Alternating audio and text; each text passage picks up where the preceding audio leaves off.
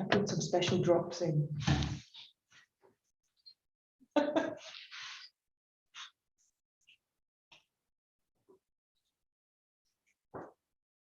So welcome everyone to today's online event with Kickstart and PostFinance, Open Innovation in Practice.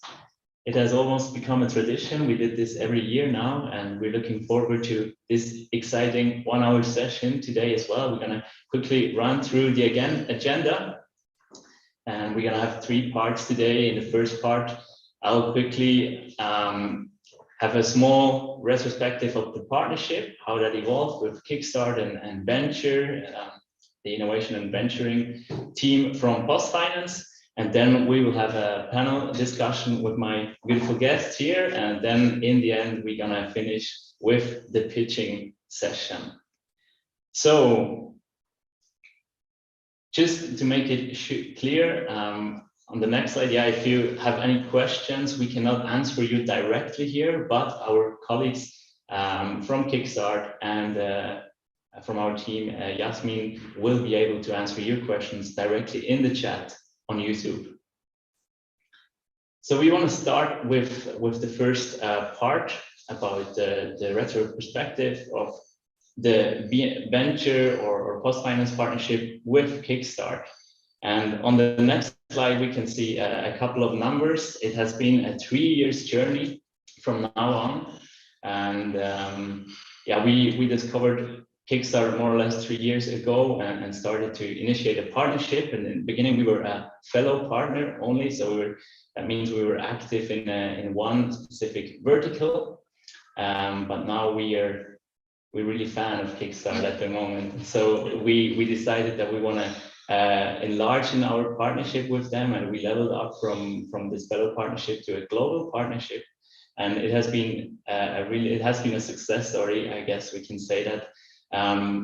Maybe for the ones who are joining online who don't know Kickstart, Kickstart Innovation is an acceleration program that really connects the startups with corporates and facilitate the initiation of proof of concepts.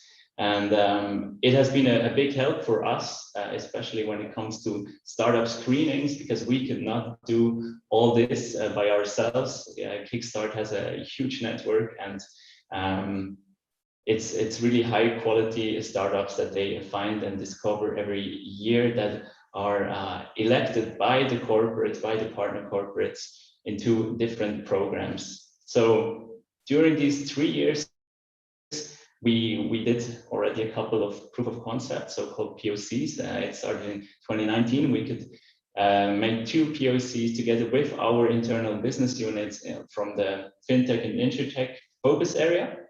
And then last year, we could do 2, almost 3 POCs. We will talk about that a little bit later. And yeah, because there are sometimes also some things that in the end don't work out. And in this year, again, we hope that we can realize at least 2 POCs together with startups from the current program. And next to these verticals that you can see below, there is also a very interesting part of Kickstart. It's called the entrepreneurship program, and we could already benefit from that. A couple of times we could sign up 4 teams from our like surroundings, so to say, that were part of this entrepreneurship program. So we had once 2 companies from our innovation portfolio, that Tilbago and Ormera, that were part of the program last year. And this year we have Mira, where we also have one of the team members in our panel afterwards. And we have the Swiss Climate Challenge, that was a project together with another partner, Swisscom. And we have 3 different focus areas that you can see below. In the first year, we were just focusing on FinTech. And last year, we also were looking into the EdTech and new work programs. And this year, we even started looking more closely into the health tech focus area. So every year, there's one more, maybe next year, 4 or 5, let's see. And we would also share some more information about Kickstart itself, because as I mentioned before, Kickstart has really been maybe our preferred partner for doing open innovation activities, and it's a huge network. So they had really a successful past couple of years, and if you see these numbers, it's impressive. It's all the startups that were part of the Kickstart programs already raised more than 1.5 billion Swiss francs. And Kickstart is not just a Swiss program, because usually they get startups from all around the world. Now, I guess there have been startups from more than 40 countries. And yeah, you see the numbers, and if the numbers don't speak for themselves, you can see on this slide who everyone trusts in Kickstart. It's an impressive slide of all the partners Kickstart could engage. And it's really nice how we can also, as partners, discuss within these different verticals with all the partners. And then we can already welcome our first speaker of the day. Actually, she will not be present herself today, but most of you know her very well, at least if you're a part of PostFinance. And it is Gabriela Langer, who is our CTO. And if you're now expecting a techie, it's not quite the case, because in our company, CTO stands for Chief Transformation Officer. That's her official title. And she's also a member of the executive board at PostFinance. But since this year, for the first time, she's also a member of the advisory board of Kickstart. So let's listen to the video message she recorded for us.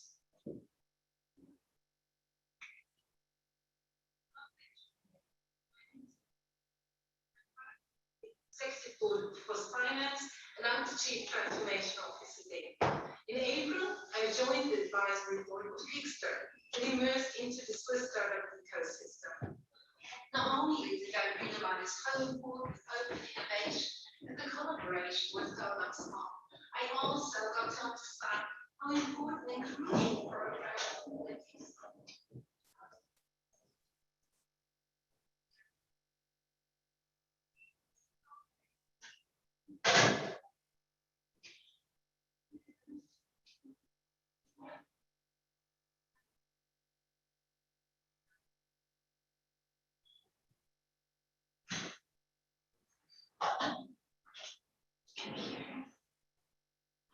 Yes, so I hope you could listen to the video, because here in the studio we couldn't really understand it, but if not, we will hopefully be able to publish that after the event.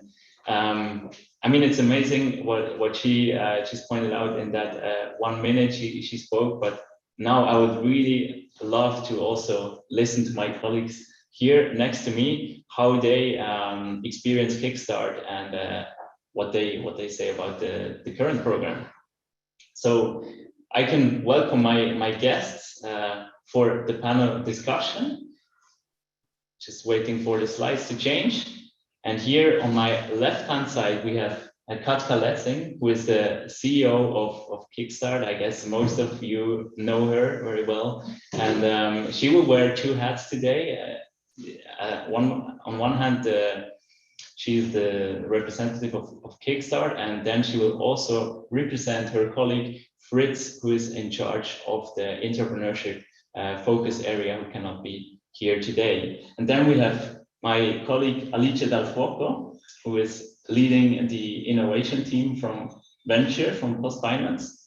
And I guess just because of you, we are sitting here. You initiated this partnership 2 years ago. And then we have Jan as well, who is part of the Mira entrepreneurship team, and he is also going to be one of the, or he's also going to be pitching their idea or their concept afterwards. So maybe we can start with Katka.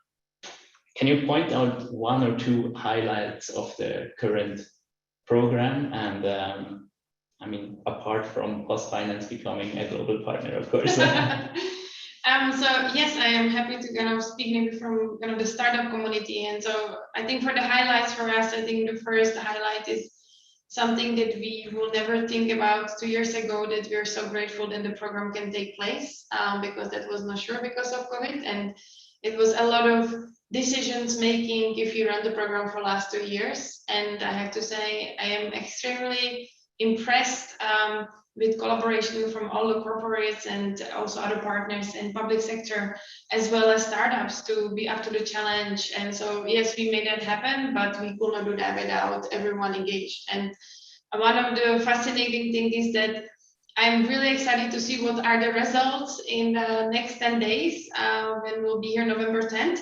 But give you an example, last year, despite we ran the event completely online, we announced 48 partnerships, which was the highest number so far. So I think my highlight will be, or I think our highlight is to see that the innovation despite crisis is very important, and people really continue innovating and seeing solutions that are actually making a difference. So I think this is really great contribute to everyone actually. So.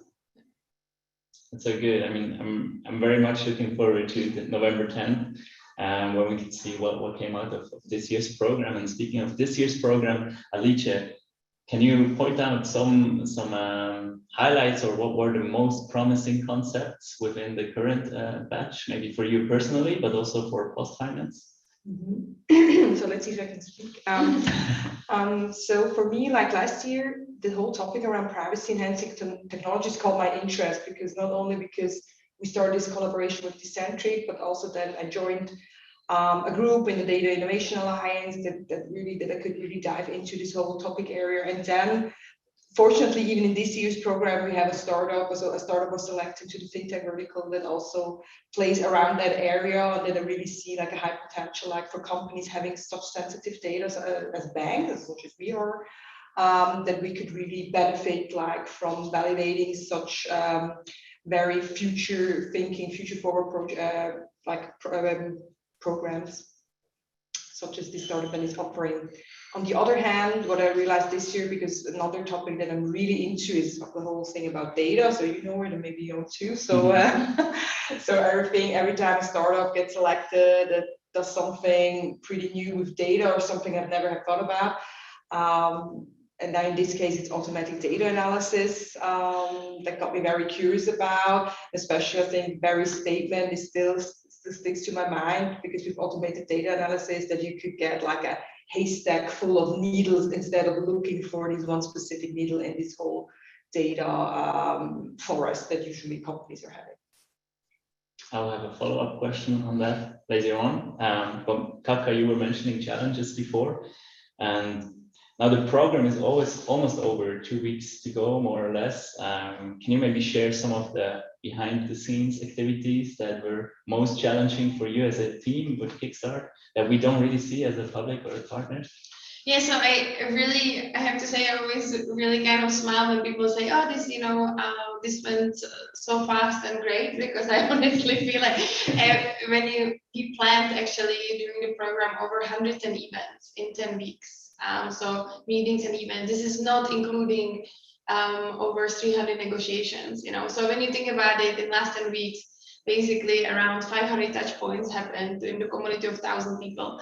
And so the biggest challenge, I think, has been for us to keep the community together, because in the past, when the program was in person, it was a little bit easier, let's say. This year was kind of a challenge for us to, last 3 years, the program changed every single year, because we went from in-person fully program to fully online to hybrid one this year. And so for me, it was, kind of the POC for me, let's say, to see if this can work out. And it's really interesting to kind of see that, that actually it has been happening and the traction is there. But I would say the biggest challenge for me was kind of the fear, can this actually work out? So I think as November 10th happens, I will be in huge relief that this actually worked out and we see the traction. But then I think as much there is a challenge, it created also absolutely amazing opportunity. It's so cool to see startups from all around the world still completely engaged and really have opportunities to have the traction, in different levels. And also, let's say, POCs that will maybe not be as easy to being structured. And I would say some of the topics also being challenged. I think if you look at it, you look at the topics at the beginning of the year, And I could see that change actually on some of those topics during even the year, how much there has been development in digitalization, use of the technology, and needs of the partners that we have. So I think this is definitely a challenge because we had to be so flexible, and everyone in the community had to be flexible to make it happen. But I think it also create great opportunities that we might see the traction in next 12 to 15 months, which normally will not happen at Kickstart. So. All right, thank you. Challenging times, but that's always good for us in the innovation sector, I'd say. Then we can come up with new concepts. Alicia, I've mentioned it before in the beginning. In the past, we had some successful proof of concepts that we could initiate, and there were also some less successful ones. But maybe we start with the positive first. Can you maybe tell us something about the current POC that we do with Decentric and how that relates to the title of the event, Open Innovation in Practice? I try because the collaboration started back in October last year. So because we got to know Decentric in last year's program, I knew already from the beginning on that I would really like to do something with them. So the first thing I remember we were discussing, and let's do a POC with Mobiliar because Mobiliar is also a company which is pretty open to such ideas, to experiment. So we were like trying to find a suitable use case with Mobiliar, but unfortunately we couldn't find one that both parties could profit the same way. So we had to pivot and find another case that could work out. And I think I love that about it, because instead of just giving up and say, hey, it doesn't work, this technology is maybe too early stage to do something with it, but we were still sticking to the idea and doing something with a third party. And we found in Swiss Post, now finally we found the third party we needed to validate the technology, to validate those data clean rooms. And now what we try to do is like to offer a secure address verification, so that in the future financial institutions can use the service Swiss Post is already offering to other corporates, but in a secure way that you comply with all the regulations, with all the different laws where you have to comply with as a bank.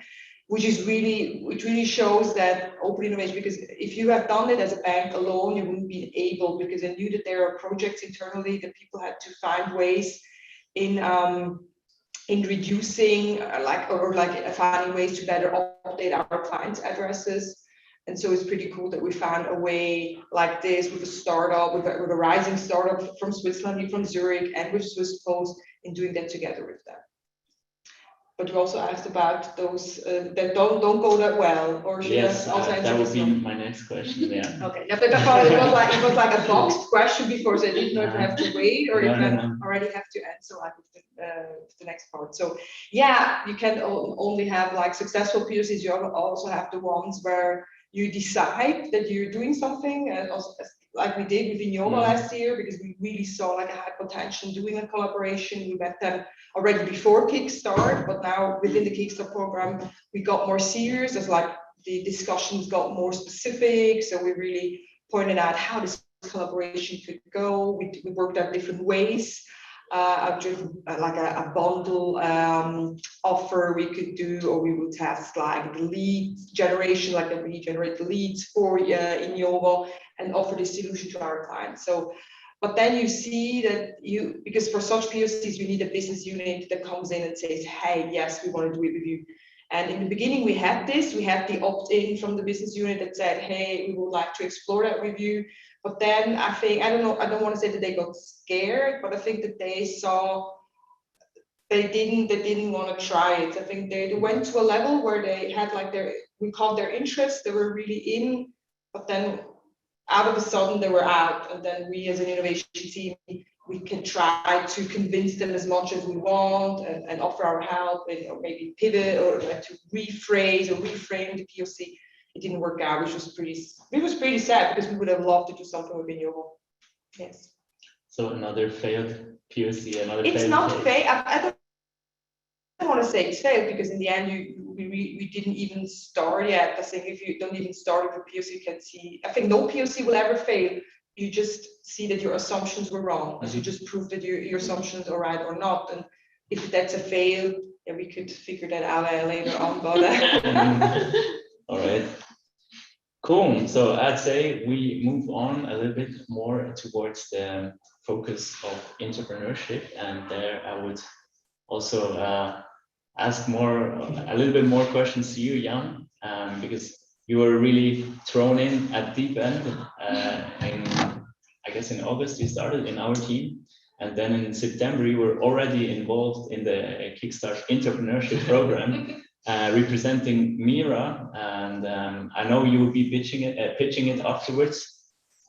But can you maybe, just for the audience, briefly tell them what it's about and where it came from and in what direction it's going now? Yes, of course, a pleasure. Mira originally emerged during a design thinking challenge at the University of St. Gallen in a cooperation between some students and PostFinance. And yes, and then after many successful phases and iterations, it got, let's say, acquired by PostFinance and is now part of Waloo. And on Mira, it's a platform where you can detect how your personal private pension is doing, and if there are any gaps, and how to close those gaps. And how was the program? What happened during the last 2 months? Yes, the program was great. As I mentioned, I got thrown into deep waters. I had to pitch Mira in front of a great audience. I didn't even know all my colleagues at the venture. And yeah, after that we got intense let's say sprint phase and workshops here in Zurich with Katka, with Fritz and Andrea, who let's say did a phenomenal job.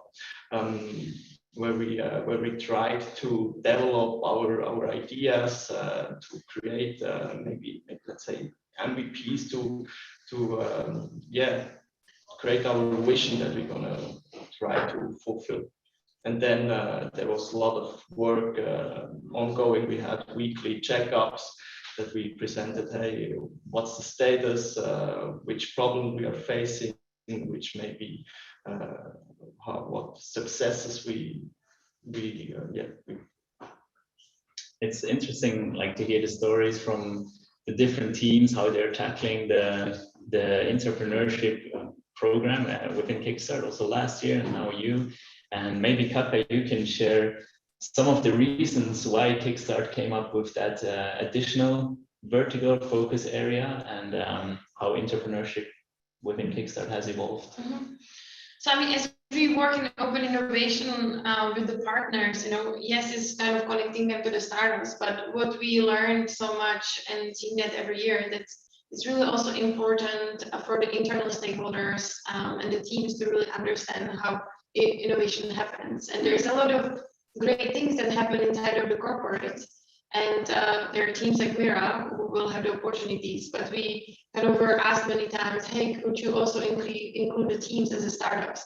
And we knew then that the teams are not exactly the same as the startups. So this is why we created this program and basically created this competition every year that the teams can be nominated and they have to compete to get into the program and become actually startup that are from Kickstart standpoint of view, but at the same time, they have a little bit different content, they have different support, right? So for example, our startups will be seeking for funding and will be fighting for POCs, and they're a little bit later stage, so they already have the traction. Our entrepreneurship teams are in 2 tracks, ones that have a bit early stage, they started and they want to validate, they want to figure out business models and let's say kind of see the next steps for them in those 10 weeks. Or there are scale-ups, like we had up to, for example, they went through both phases from AXA, that they scaled through whole Switzerland because they became kind of scale up through that program. And as I kind of to identify the needs, it's as I said, the startups will be really hungry for POCs and investments. For the entrepreneurship teams, it is kind of being in touch with the real world and being challenged by potential customers, by kind of seeking, what does it mean to gain traction? And I think they definitely get that in the corporate, but I think there's different perspective if they join Kickstart. I think maybe the participants will comment on it even better than me. And, we also help them, you probably need to get your funding and commit and convince your board to the next steps. So we have different content that is really specific to the entrepreneurship teams to help them to succeed as much as possible. And not even speaking, we were just just making almost a joke that yes, we literally challenge them to pitch 100 times and pivot and kind of go through this boot camp, that maybe is a little bit different to everyday corporate life. And it's incredible to always see the change. The first weeks they're like, what do you mean? How is this going? And they become such entrepreneurs, and it's incredible to see that journey. So I think it's influencing them, what I have seen on the team level, but also on personal level. So this is why we started it. Yeah, so, yeah. In a nutshell. Do you agree with that? Or how do you see the main differences between the entrepreneurship vertical, now you're hands-on experiencing it, or towards the other focus areas? Yes, as Katka mentioned, we have different problems to face. A startup is in a totally different stage at their journey. They're looking for fundings, they're trying to close POC with those potential corporate partners. And yes, and we entrepreneurship teams, we have a vision of something we try to change in our company or for a bigger community. But we try to get hands on those visions, and it was absolutely great to go through those stages with you. Thank you so much for sharing. I guess maybe two last questions from my side. One to you, Alice. What would you recommend the startups if they plan or if they want to collaborate with PostFinance? Oh yeah. I think they must know that a Swiss bank is much different than any other corporate, because in the end you have much more, as I said before, the regulation is much different. It has to be different for a good reason. So they have to be very patient in working with us. So I think also Decentric can really knows it really well, because you need to really be patient. You need to be as professional as possible, because even though we as an innovation team, because you guys know it by yourselves, or even Copy, because as the innovation representative, you're always the one in the middle. You're always the one that bridges the gap between the business units and the startup. But in the end, the business unit itself, they're in their daily business, and they expect from a startup like the same as from a big corporate. And this is something that some startups in the beginning, I don't want to say they misunderstand the situation, but sometimes they think that everybody is the same as the people they got to know from the programmers, like us, the representatives, but it's not the same. So they have to take this really seriously and communicate as well. If something is expected, they really have to deliver. And as the patients have said, and they have to be open to change everything, because in the end, it's always like the thing you have in the beginning, you define in the beginning, it could change after 3 months. So you have to be really ready for that it could come differently. So not so easy. No, not easy. And nobody said it's an easy life, but the startups life is easy.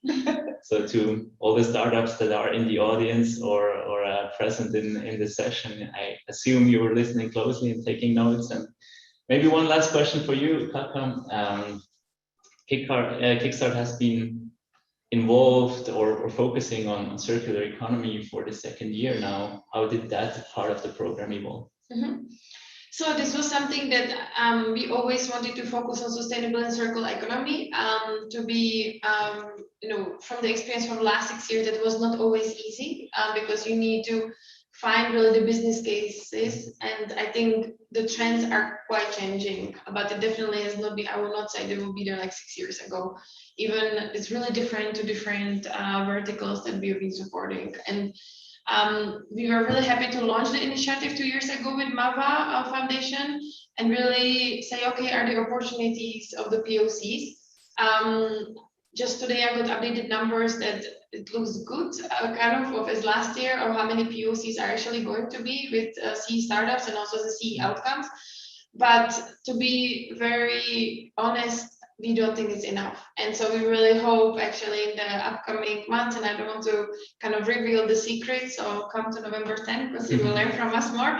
But there's definitely going to be more initiatives to see of the integration even more in the upcoming months and years, but not sacrificing the traction that we have in open innovation, and really giving the opportunities of building the new relationships and partnerships and tests of technologies and products and services. So, yeah.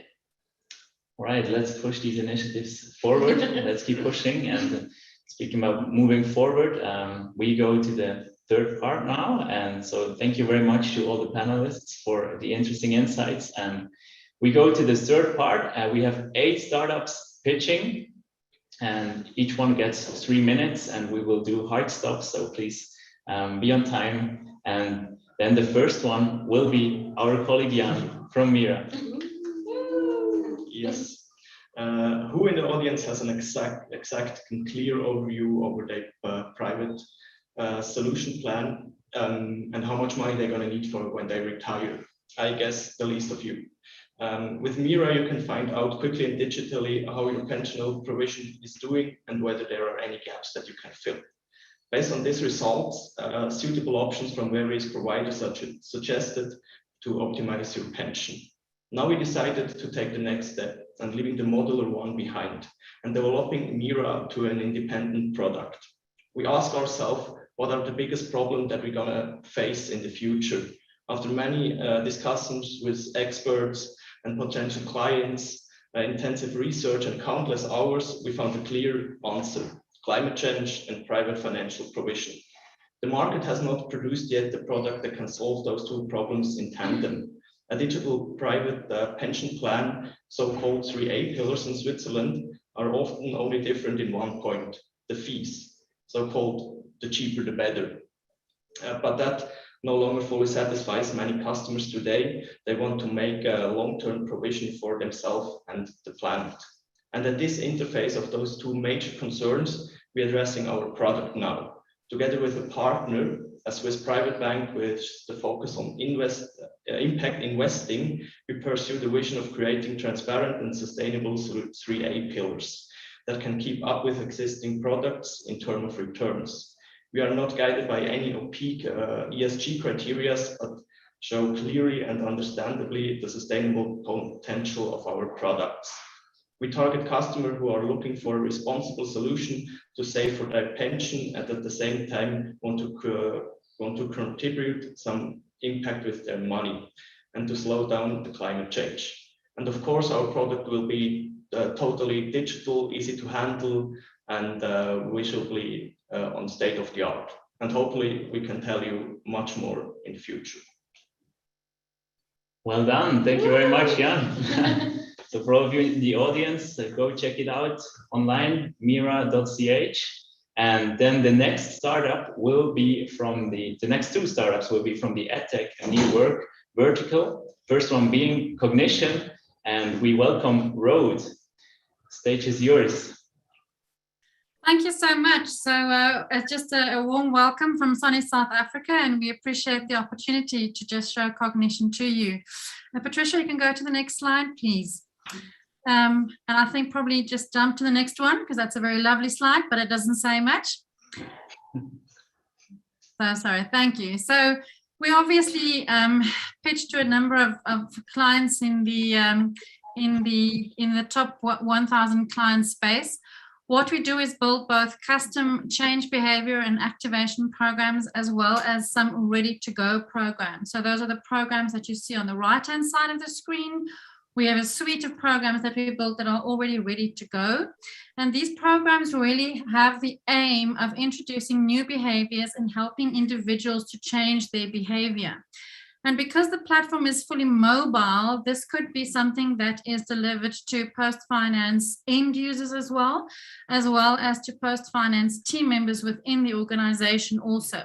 So you can kind of address the new behaviors from both ends. You can help the internal teams adopt the new behaviors to follow through on the new strategy, but you can also help your end users on the other end to adopt those new behaviors. Just the next slide, please, Patricia. So how it works is every day, the end users are introduced to what we call a daily challenge, and that challenge unlocks for them. And then in that challenge, they are introduced to some new behaviors that we want them to think about, and they are then actually tasked with something to do. And that task with something to do is where the real learning happens. We obviously don't just learn by information, because otherwise none of us would eat sugar, but we also learn by the fact that we have to reflect on the things that we do. So the goal is to give participants an action to do and then come back and to reflect on that action in our program. And how we've built it, just the next final slide, please, Patricia. It's all based on the notion of neuro-linguistic programming and neuroscience to say, all right, we want to guide users through kind of micro-learning. We want to give them a series of short activities that is very focused. And each of the moments that they interact with a chat modality keeps their attention, gives them options and opportunities to respond and reflect on those opportunities, and above all, share some insights with their friends and colleagues through social learning. And that becomes quite valuable and powerful data that we can analyze through natural language processing. So thank you very much. Thank you very much, Rode. And I saw you even included a PostFinance mock-up in your presentation. That's great. So next one up is Dan Hudson from Giggle from the UK. Hi there, Luca and Katska. Thanks so much for hosting us today. If we can go straight on to the next slide, please, and then the next one. So to cut a long story short, you know, over the last year and a half, 2 years through the pandemic, the world has comprehensively changed. And out of this, Giggle, although born beforehand, has grown fundamentally. Some of the really interesting things that we've seen is, right now as a prime example, a huge increase in video consumption. Video communication is the norm. And also right now we're seeing economies recover at unbelievably fast pace. In addition to that, Gen Z is under phenomenal demand by employers for work. At the intersection of all of this is Giggle. Giggle is the next generation of recruitment and really the future of new work. And that's why we're so excited to be in this program and part of the Kickstart events. Next slide, please. For companies, Giggle is a massive solution provider. The recruitment process, anyone who's been in recruitment and understands recruitment and onboarding processes, it is fundamentally a hugely inefficient process. High volumes, low experience, low quality. And that's one of the massive problems. If we can go on to the next slide, please. This situation then also transfers across to the candidate side. Candidates have bad experiences in their processes, finding work, not being able to engage with companies, and really, you know, there's such a huge loss in opportunity for an engagement between the two to take place. Next slide, please. And this is why we created Giggle. Giggle is a video and mobile first job platform. It's the first of its kind. The nearest comparable would be along the lines of a dating app or dating technology, which we know has fundamentally changed consumption patterns. Since this slide has gone out, we've actually increased, and we've just broken through 40,000 downloads. Our predominant strength right now is in the hospitality, the retail, and the event space. But the real value to what we're doing is targeting Gen Z, really demonstrating to them why companies are strong, why companies are great, and why you should want to work for those companies. And we're talking with a number of employers with regards to their internship programs, their graduate programs, etc. Next slide, please. I'm just going to touch upon this very, very quickly. Giggle cuts through all the traditional process, the application process, the CV process, the first round interview process. So that's a great solution. I can't wait still giggle, or that kind of recruiting becomes the norm? It's soon to be. We're just about to announce a partnership with Klarna, the buy now pay later platform for their clients. So it's growing very quickly. Right. Thank you so much. And we Thanks, stay. Luca.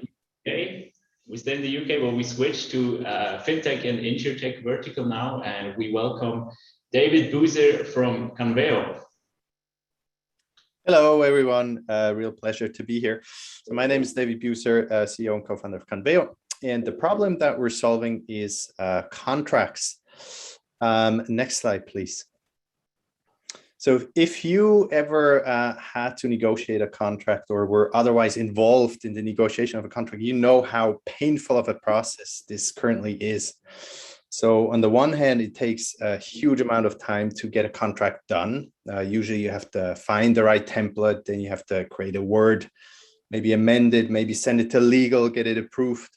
Then you send it over to the counterparty, they make their changes, send it back. Now you need approval again from legal, maybe from the business, maybe from finance. So each time you create a new version and send it by email to this group, everybody ends up working on different versions. It's a mess. But then on the other hand, once the contract is signed, the pain doesn't stop there, because now you need to work with the information that you have in the contract. So let's say you want to know, can I terminate my contract with Salesforce? What's the notice period? So traditionally, you would have to send an email to legal, ask your question. Legal then has to go and find the contract, then manually read through it, find a clause, take a screenshot, create an answer in your email, send it to you, and maybe after 6 to 10 days. And that's not legal's fault. That's because they get inundated with thousands of small requests like that. So what do we think is the root cause of these problems? It's because we still deal with contracts in files, right? If we switch over to another example real quick, if you think about tax declarations, at some point you would have done that in a file, maybe paper, maybe PDF. You filled it in manually, and there's absolutely no guidance. If you made a mistake, you had to restart. I remember my dad doing a first version by pencil, and then a second one, the final one, by pen. And so what solved the problem there was that we thought, let's take out all the information from the files, digitize it, and move it to a dedicated system that solves this problem of tax declaration. Now, taking it back to contracts, there we're still at the first stage, right? We still push around files, and all the problems come from that. And so what we need is, we need to do the same thing. We need to take out the information, the rules, obligations that are in a contract, in a file, and put it into a dedicated system that dynamically manages the negotiation process and also the management and retrieval process after. And so essentially that's what we do at Conveo, and it comes with a host of benefits for the company. And why it specifically matters to banks is from a compliance perspective. For instance, what if FINMA comes today and says, hey, show me how you comply across all of your contracts with our outsourcing circular? If you manage your contracts in files, that's going to be very, very difficult to show that in a good period of time. Thank you very much. Point. So next one up is Nicoletta from SciSec. Welcome. Thank you. Hello, my name is Nicoletta. I'm from SciSec, and at SciSec, we create a computing environment for container workloads that you can trust. Wow, what can that mean? Well, in a nutshell, we secure sensitive data where it's most vulnerable, which is when it's in use. Next slide, please. The one after, actually. One more. Thank you. So as more and more data is being moved to the cloud, networks and perimeter security are increasingly limited in their ability to actually protect against attacks. And this we see on a daily basis in the news. And this can be a real barrier to cloud migration for organizations that handle sensitive data. So while public cloud providers obviously go to a great length to secure all layers of the stack, providers like Google Cloud, for instance, make it very clear that this is a shared responsibility, and organizations must ensure that their data is secure and in compliance with strict data regulations in different countries. Next slide, please. So where is exactly the vulnerability? Where is the problem? Where is the surface attack that we're trying to cover here? Well, in computing, data exists in three states. It exists in transit, in rest, and in use. In a world where we're constantly storing, consuming, sharing sensitive data, protecting it in all the states is more critical than ever. Data is often well encrypted already while it is in rest and in transit across the network. But the real problem today is when it is in use in the memory. That's where it's most vulnerable and not protected with current solutions. So protecting the data in that third state, that's a new frontier, as attacks have shifted to target it mostly nowadays. And the problem is that in conventional computing infrastructures, they only have very limited ability to protect that data and that code while it's in use. So organizations have to handle sensitive information and to find solutions to mitigate all risks. Next slide, please. So what's the solution? How can we add a layer of protection there? So we have developed Cyphic Arca, which is a solution based on confidential computing technology. This is about protecting data in use by performing computation in a hardware-based trusted execution environment. So that's what it is about. So having a protection layer, an enclave that isolates all the workloads between applications and from the host operating system to create a very secure and isolated environment to prevent unauthorized access or modification of any code, data, or application that is actually being in use. Next slide, please. So ultimately, this helps businesses in many ways. It really allows a more rapid go-to-market for applications with a solution that is easy to deploy and also very easy to work with. It also ensures the integrity and confidentiality of data and code on the cloud, on premises, and in the edge. So basically everywhere at all times in all its states. So we call it a full stack solution. It also unlocks scenarios that could have been previously not possible for sharing, analyzing, and tracking data, and it improves innovation. So it's about time to feel free to move with digital transformation with confidence by protecting sensitive data. Thank you. Thank you so much, Nicoletta. Another very innovative approach there. And we hand over to Nate from Floodlight. Welcome, Nate. Thank you. I would usually say good morning. It's pretty early over here, but we're really excited to talk to the team at PostFinance. At Floodlight, we have a pretty big crush on Switzerland because your country really has forced a lot more transparency and a lot more data. That really has been our bread and butter. So the key problem that we solve, if you go to the next slide, is most investors today are questioning a lot more of the future that their money is building. Most people want to affect positive change, but either don't have a large enough financial footprint themselves or don't know the tools that exist to really make this happen. Added to that, almost every data provider in this space currently provides information only based on a company's intention. So as an example, Coca-Cola has made very strong commitments towards environmental sustainability and features prominently in most ESG themed ETFs, but continues to be the world's largest plastics polluter by miles.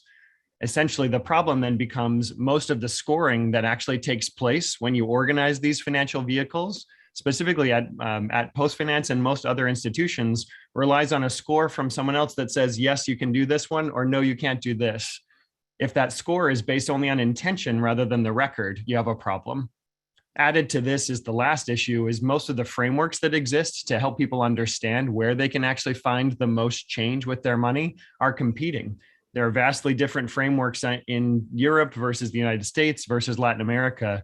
And what Floodlight does is we come in and actually understand that client's value proposition and then provide them data that's fair and unbiased. Moving to the next slide, you can see our solution to this problem. We are unique.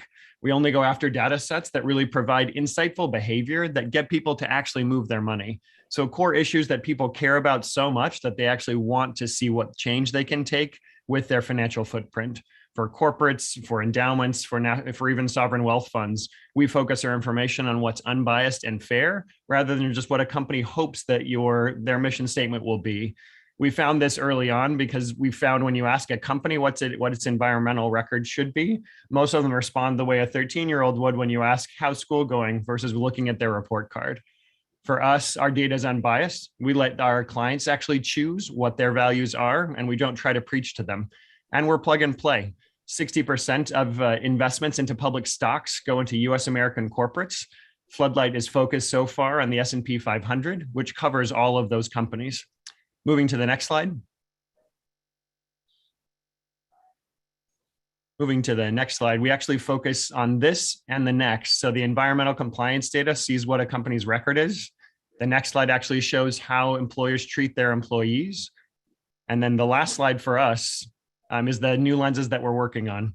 So we're very excited by the prospect of continuing to shine a light on corporate behavior and letting people align their money to create true, lasting, sustainable impact. Thank you. Thank you so much, Nate, and thanks for joining us, even though it's very early over there. And so the last one within the FinTech and the InsurTech vertical is going to be unsupervised, and this will be a video that is recorded before. Hi everyone, I'm Noah Work, the CEO here at Unsupervised. What we do is pretty simple. We help you answer why. You have a huge amount of data. You have a huge number of business metrics. You've got all sorts of charts that are telling you what those metrics are doing. But every time somebody looks at one of those charts, they quickly come to the question of why. Why is this chart of transaction volume showing that transaction volume's down? Why are ad conversions off? Why are we having customers churning? You always end up asking the why, because that's what you need to do to actually improve the business. Now, you've made a huge amount of investment in data, but all of that is really treating data as a liability. It's how do I store the data? How do I secure data? How do I index data? All that kind of stuff. Yes, I can get some dashboards in it, but it's fundamentally about the cost side of data. When it comes to getting value out of data, there's a process that has these 6 steps that the smallest startup using data, or the largest companies in the world who are actually using data to drive profit follow. It starts with all of that managed data. And there's way too much of that data. There's so many things out there that you can't actually use it for any particular purpose. So when you have a problem in one of those charts, and you say, why is customer churn up? The first step is some analyst or data engineer has to go to all that data and say, I think it's these 3 sources that are going to give us the best insights, the best why. They're going to pull that data in, they're going to join it, they're going to aggregate it, they're going to engineer a bunch of features, they're going to do all sorts of stuff to generate that set of data. But the problem is it's only a sliver of the data, because you just can't handle that much as a person with existing tools. They're then going to hand it over to an analyst who's going to go through that and find insights in that data. They're going to prioritize the insights they've found and show the priority ones to the business. The business is going to build strategies of what to do about those, act on those strategies, and that's how we're going to get impact. And historically, every bit of that has been driven by the human mind. Yes, I might use a tool like Alteryx to help me prepare the data. I might use Tableau to try to find insights, but those tools are just doing what I tell them to do. The biggest innovation that we have access to today is bringing AI into the bottom of this process, where we're saying, for some types of insights, like the fact that these 5 variables are very correlated with customer churn. Well, an option of how I can act on that is by building a predictive model. That predictive model can take those 5 variables and give me a score on my CRM entries on how probable it is that those customers will churn. And that's great. It's not a bad thing, but it's not perfect. It's not perfect because at the end of the day, this is a funnel, just like a sales or marketing funnel.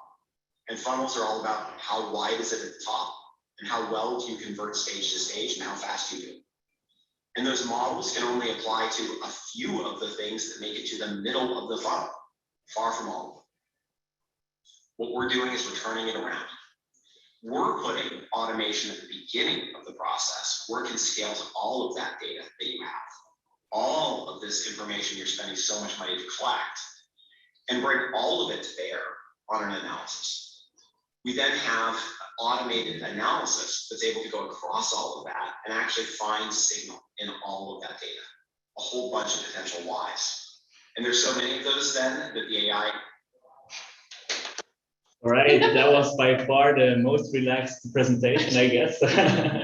We still had to cut it in order to be fair on the timing there. And yes, we were still very grateful that Unsupervised agreed to contribute to our event in that form. And now we are already with our last startup for today, and it's Jordi and Elisa Chiarelli. Stage is yours.